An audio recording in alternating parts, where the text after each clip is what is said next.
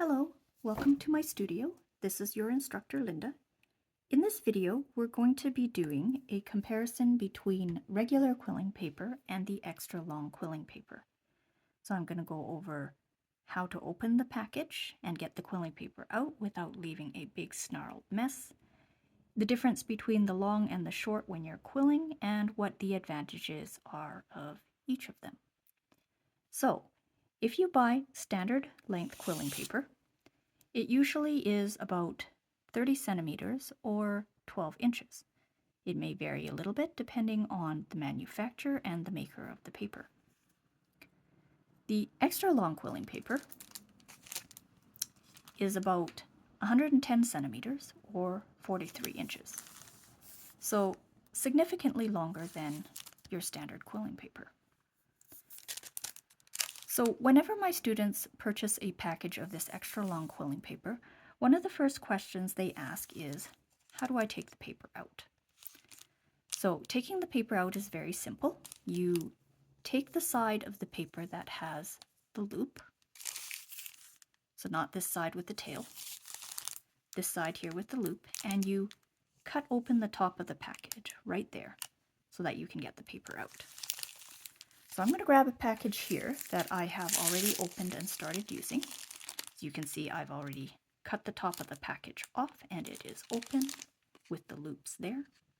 So to get the paper out, you want to reach in and grab the paper and pull it out of its packaging. Okay, you want to grab the top loop of the paper, meaning don't grab the ones on the inside, grab whichever sheet is on the very top. Grab the number of sheets that you want. In this case, I'm going to grab just one. Hold the rest of the paper so that it doesn't slide out with the paper you're pulling when you're pulling the paper that you want out. So pull like that. See, I'm holding the rest of the paper. Okay, so here you have the paper that you've pulled out. The rest of the paper can be pushed back into the package and stored for later use. So in which situations would you use the short paper, and in which situations would you use this extra long quilling paper that is 4 times longer than your standard paper? Well, if you're making smaller quilling elements, there really is no difference between the paper. In fact, the longer paper, you would probably have to cut it shorter into the desired length that you want. Now, normally what you would do if you only have the short quilling paper is you would glue and connect the 2 sheets together to get the long paper. So I'm going to grab a couple of short pieces here, and we're going to glue the ends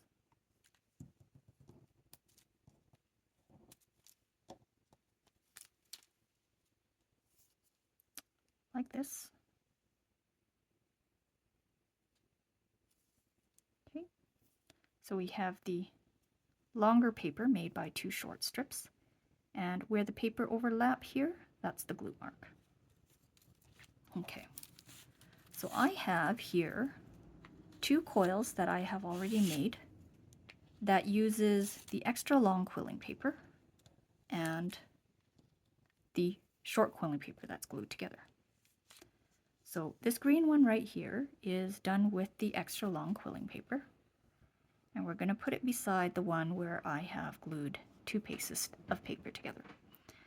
So other than saving you the trouble of gluing the papers together and saving time, it also does make your project more seamless and more smooth when you use the extra long paper versus connecting the 2 short papers. So if we take a look at this, the green one, which is done with the extra long paper, has a nice smooth curl and coil, and there are really no kinks in the paper.